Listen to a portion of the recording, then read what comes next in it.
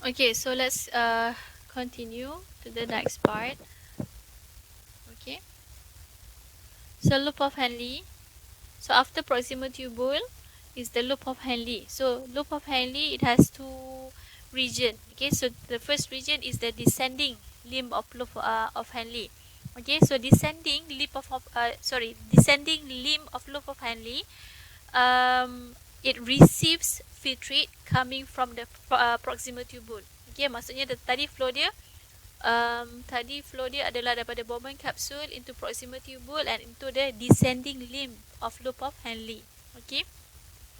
So it says here resorption of water continues through channel formed by aquaporins. Okay, protein. So makes transport epithelium freely permeable to water. Right. So again, transport epitheliums are walls. Okay, they are wall of the tubules that function. It consists cells that function to transport substance from filtrate into interstitial fluid and into the blood, or vice versa, from blood into interstitial fluid into the filtrate. So the transport epithelium start daripada dia adalah wall daripada Bowman capsule, proximal tubule, loop of Henle, distal and collecting ducts. Okay. So movement is driven by the high osmolarity of the interstitial fluid, which is hyperosmotic to the filtrate.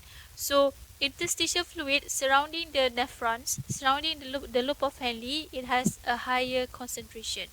It has a higher concentration when due to what? The interstitial fluid has sodium chloride.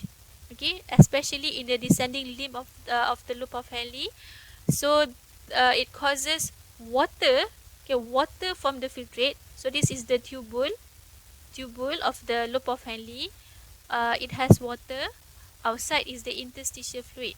Okay, because the concentration of the interstitial fluid is high due to the presence of sodium chloride in the interstitial fluid, water will be reabsorbed.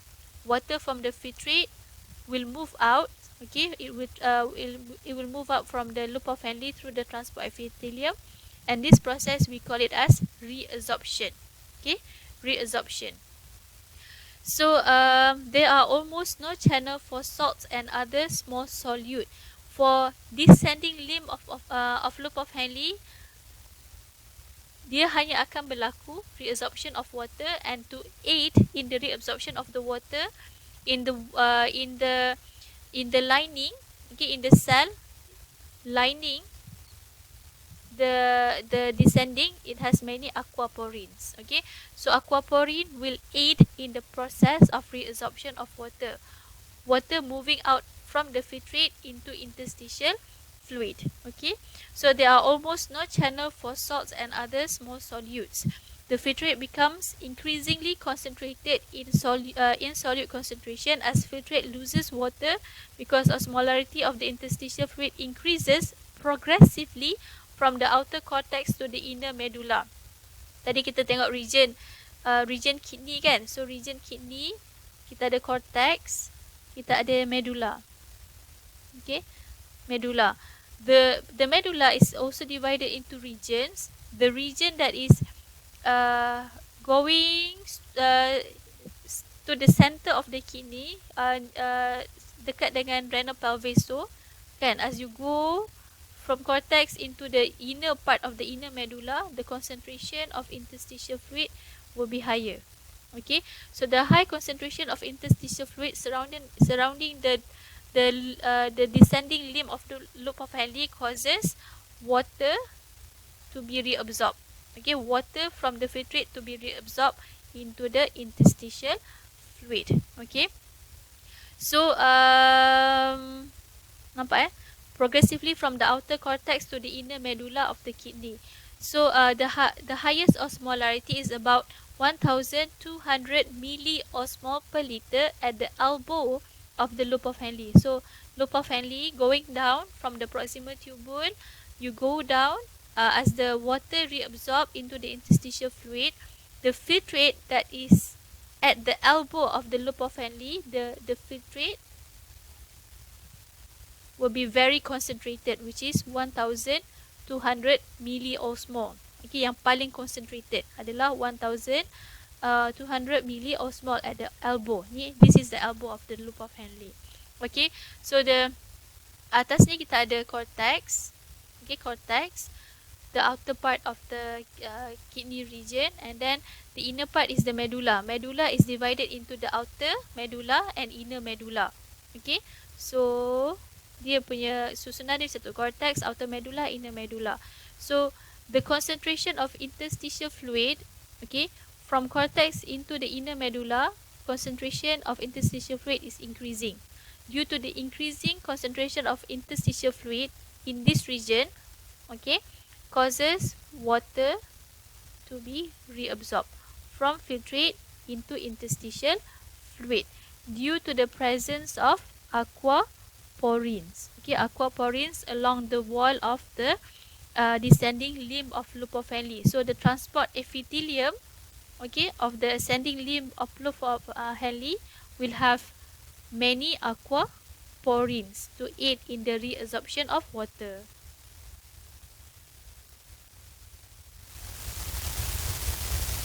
Okay, reabsorption of water from filtrate into interstitial fluid. Okay, and later from interstitial fluid into the vasa recta. Okay.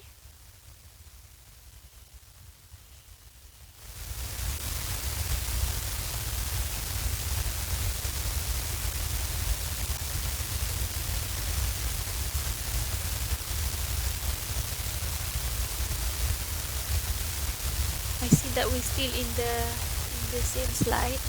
Sekejap saya dah tukar slide, dia belum tukar lagi.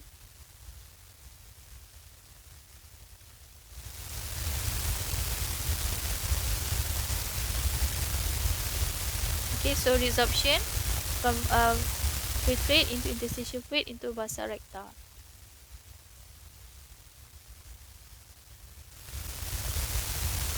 Okay.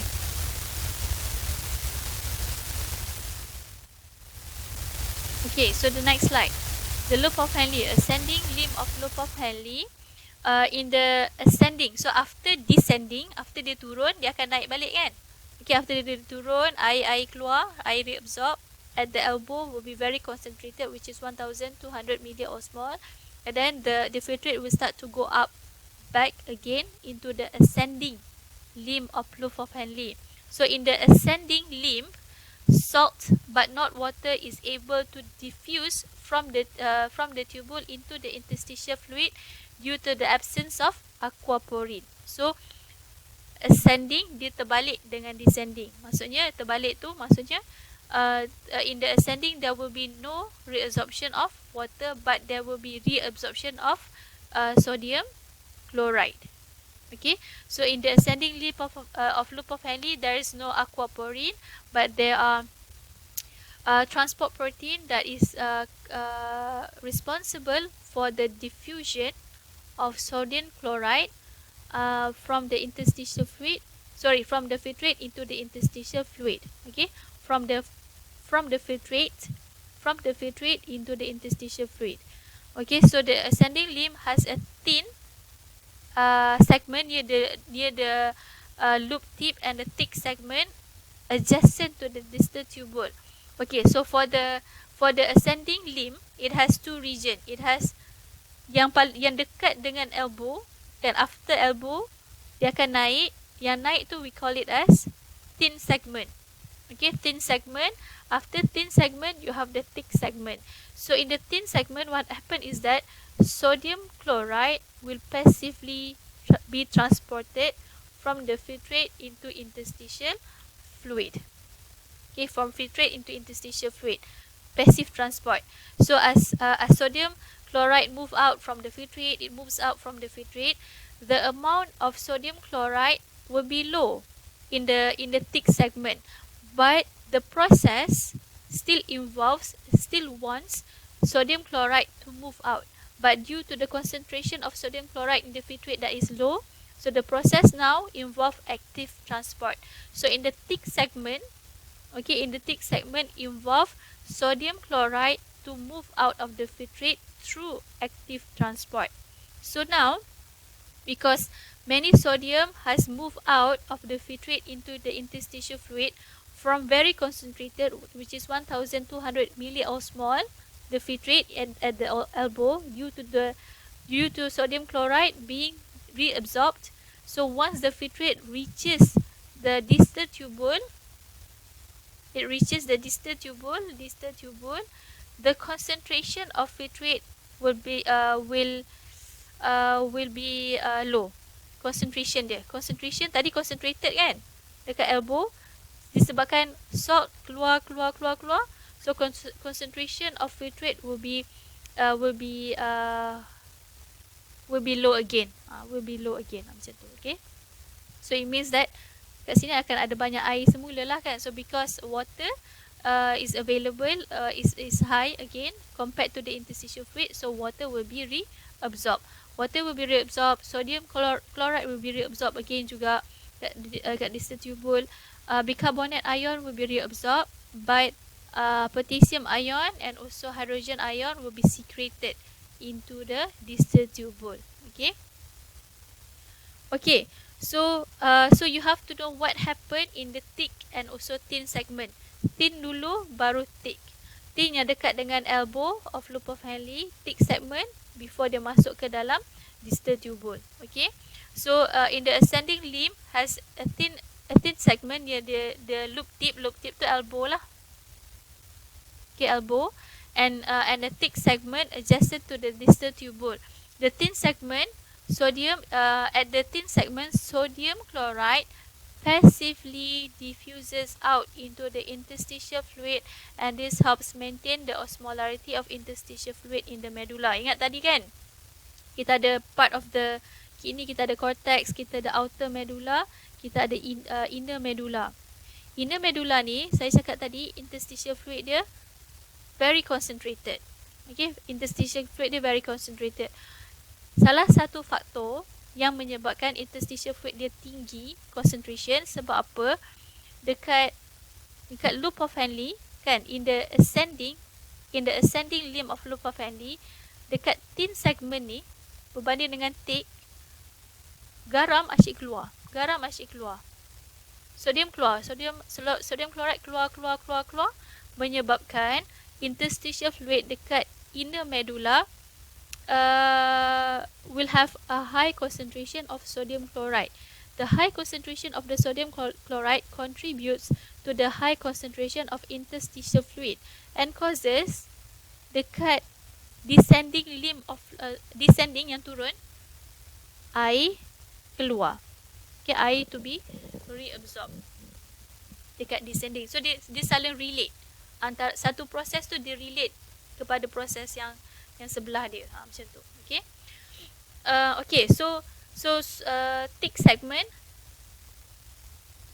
is where the active transport of sodium chloride will occur.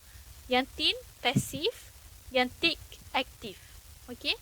The sodium chloride actively transported into the interstitial fluid, so the filtrate becomes increasingly dilute as it moves up to the cortex in the ascending limb of loop of Henle.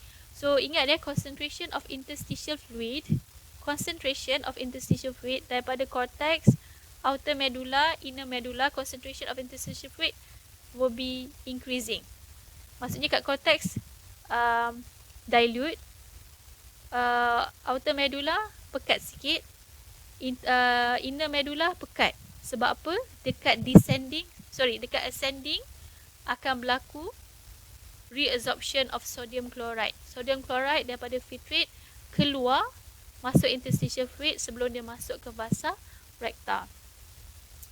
Okay, so the filtrate becomes increasingly dilute as it moves up the cortex in the ascending limb of loop of Henle. Okay, saya bagi seminit untuk awak digestkan slide ni. Seminit. Digestkan. Kalau ada soalan boleh tanya.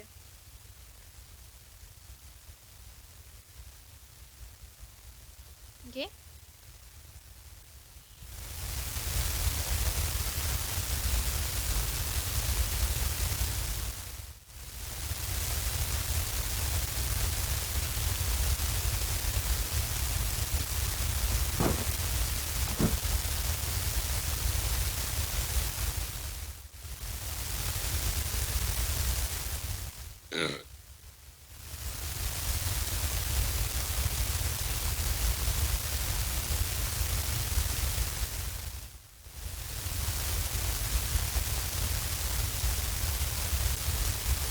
Okay, so it is really crucial for you to know what happened at each region of the nephron. What is the consequences to the concentration of interstitial fluid in the kidney region. So kidney region ada apa? Yang kat luar ada cortex, from cortex into outer medulla, from outer medulla into inner medulla. Okay, so as the fluid going down into the inner medulla, the concentration of interstitial fluid will be much more concentrated due to sodium chloride that moves out of the filtrate from the thin segment through passive transport. Okay, through passive transport, due to at the elbow of the loop of Henle, the concentration filtrate is really high. Okay, which is 1200 milliosmol. Pekat, so garam akan keluar dari filtrate ke interstitial fluid dan menyebabkan inner medulla very concentrated.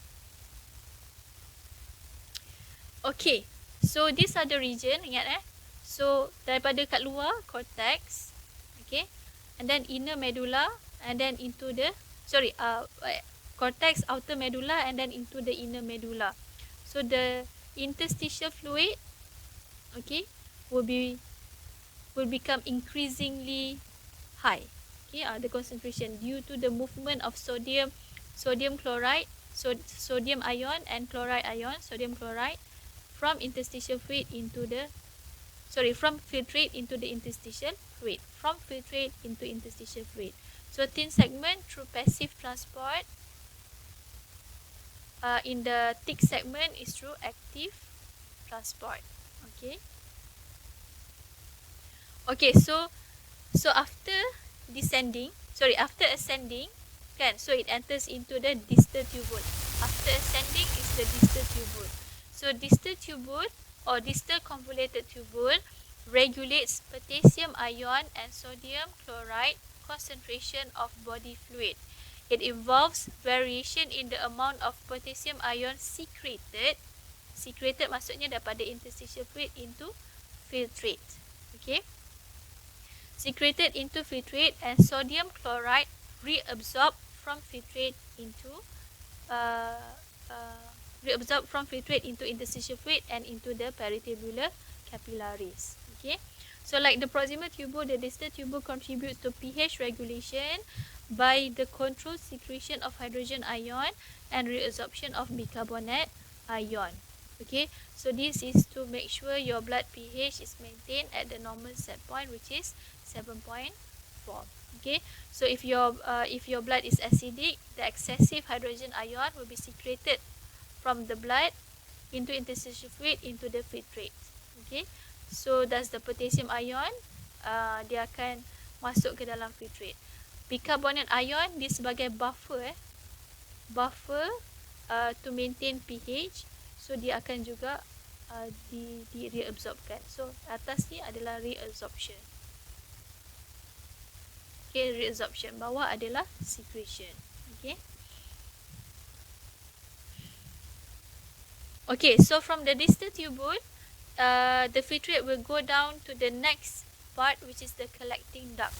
Okay, so the collecting duct carries filtrate through the medulla into the renal pelvis. Okay, renal pelvis, it collects the filtrate coming from several collecting ducts. Okay, collecting ducts coming from several nephrons. Okay, so water is lost as well as some salts and urea, and the filtrate becomes more concentrated. Is lost meaning that water will be reabsorbed in this region. Okay, lost maksudnya from filtrate into interstitial fluid into blood. Okay, so water will be reabsorbed in the collecting ducts. Some salt and some urea will also be reabsorbed. Okay, so as filtrate passes along the transport epithelium of the collecting ducts, hormonal control of permeability and transport determines the extent to which the urine become concentrated. So in this region akan ada dipengaruhi oleh hormon such as antidiuretic hormone. Okay, antidiuretic hormone will be secreted by the pituitary gland and causes the addition of more aquaporins, okay, at the transport epithelium of collecting ducts and also distal tubule. Okay, when more aquaporin are present at the collecting ducts, more reabsorption of water will occur. Reabsorption of water will occur at the collecting ducts. Okay. Okay. So producing hyperosmotic urine. Okay. Hyperosmotic urine means that you are producing concentrated urine. Okay. Urine is hyperosmotic to body fluid. So when kidney conserve water, aquaporins in the duct allow water molecule to cross the epithelium. In the duct, meaning it is referring to the collecting ducts. Okay, so the collecting ducts, okay, will be surrounded by aquaporins. Okay, so water going down will move out. Okay, through the aquaporin will be reabsorbed. Okay, it will be reabsorbed. Okay, so at the same time, the epithelium remains impermeable to salt, and in the renal cortex to urea. Okay, so it means that kalau kat region ni remains impermeable to salt in the okay. Okay, so maksudnya dekat upper region ni, okay, you have the kidney kan, so you have the region.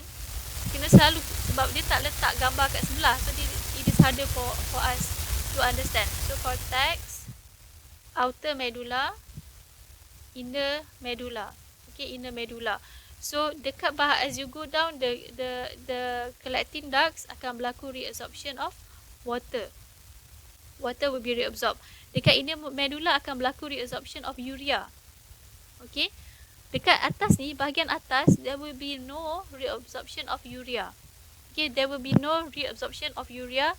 Reabsorption of urea only occurs in the inner region of the kidney, in the region of medulla of kidney, which is at the collecting duct at that region. Faham tak? Okay.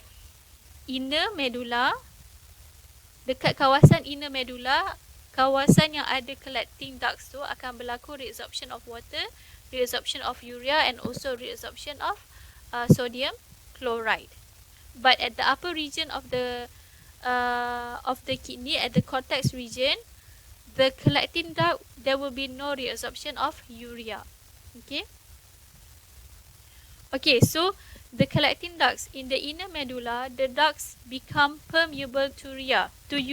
So in the inner medulla, bahagian yang dalam kidney tu, okay, so akan berlaku reabsorption of urea. Sebab sepanjang-panjang kita tengok tadi, daripada proximal tubule, loop of Henle, distal tubule, tak ada pun reabsorption of urea kan. So maksudnya dalam filtrate, concentration of urea adalah tinggi.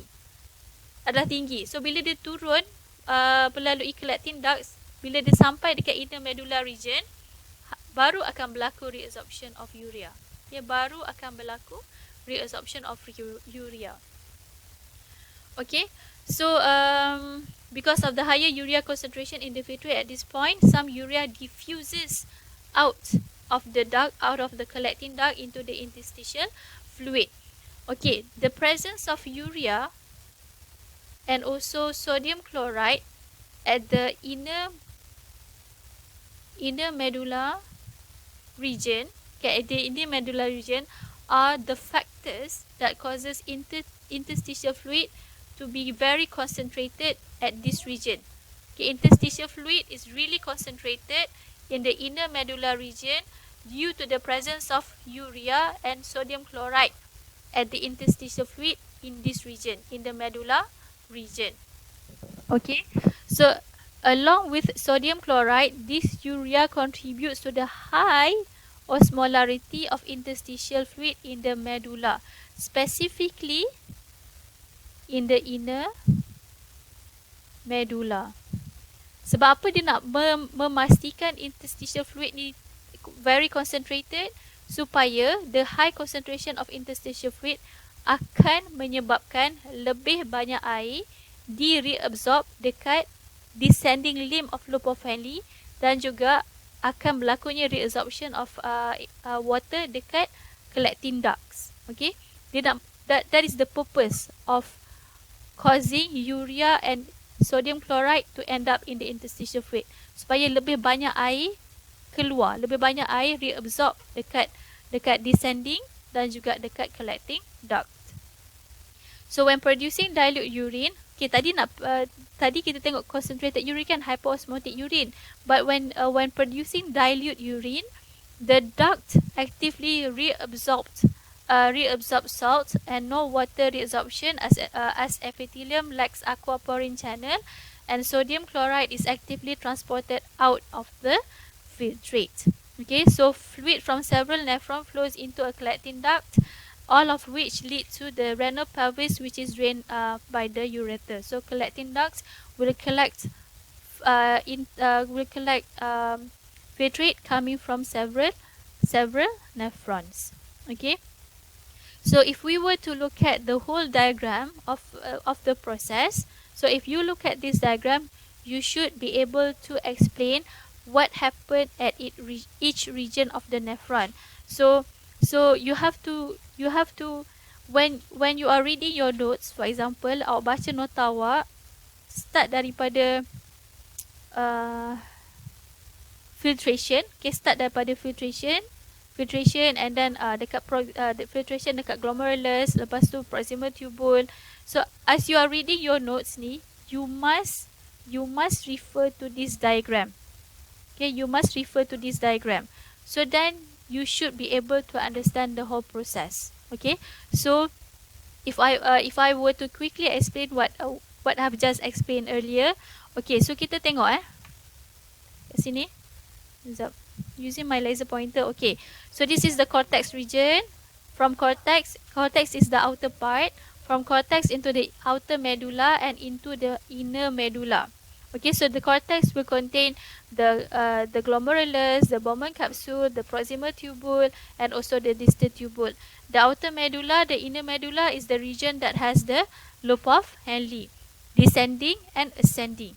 Okay, so the first process that occurs is what? Ultrafiltration, that occurs in the glomerulus and the Bowman capsule, that leads to the formation of filtrate. Okay, so the filtrate here will contain nutrients as well, valuable stuff as well. So water, amino acids, glucose, vitamins. So those that end up in the filtrate will be reabsorbed in the proximal tubule. So arrow keluar is reabsorption. Okay, so either by active or passive transport, depends on the molecule. So the molecule that will be secreted will be hydrogen ion and ammonia. So into the filtrate. This is to make sure the pH, the pH of the body is maintained at the normal set point, which is 7.4. One of the factor, okay, that maintains the normal body pH. Okay, body fluid pH. So after reabsorption occurs in the proximal tubule, the filtrate will go down the descending limb of loop of Henle, from cortex into outer medulla into inner medulla. All the way through the descending limb will occur reabsorption of water. Okay, kenapa boleh berlaku reabsorption of water? Tadi kita tengok due to the interstitial fluid that are present in the medulla, that has sodium chloride moving out, okay, from the ascending limb. Okay, ascending limb causes sodium chloride to move out either by passive transport or active transport. So the presence of sodium chloride in the interstitial fluid causes the interstitial fluid to be concentrated. Okay, daripada cortex, outer, inner, as you go down, the concentration of interstitial fluid will be very concentrated, and this causes more water to diffuse out in the descending and also in the collecting ducts. So collecting ducts will occur reabsorption of water. So if you observe from the beginning, there will be no urea reabsorb. Okay, so the concentration of urea in the filtrate will be very high. So bila dia dah turun ke collecting ducts, urea ni dia dah penuh sangat dalam filtrate, so dia akan diffuse juga keluar somehow. Okay, so therefore these two solute, urea and sodium chloride, are the two solute that will contribute to the high concentration of interstitial fluid. Okay, that causes more water to be reabsorbed, and the filtrate form here, okay, yang mana yang warna orange ni, it indicates that the filtrate is really concentrated. Okay, the filtrate is really concentrated. Okay, so distal tubule is also where reabsorption occurs. Water reabsorb, sodium chloride reabsorb, bicarbonate ion reabsorb. Secretion will also occur that involves hydrogen ion and potassium ion being reabsorbed. Okay.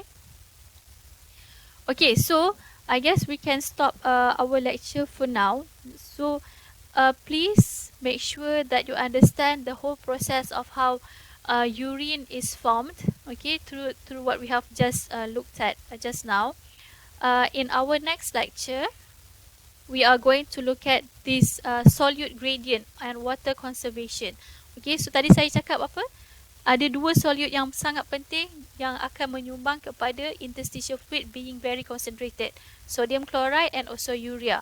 So these two solute kita akan tengok in the next part, which is in the two solute model. Kita panggil dia sebagai two solute model. Alright, so that's it for our lecture.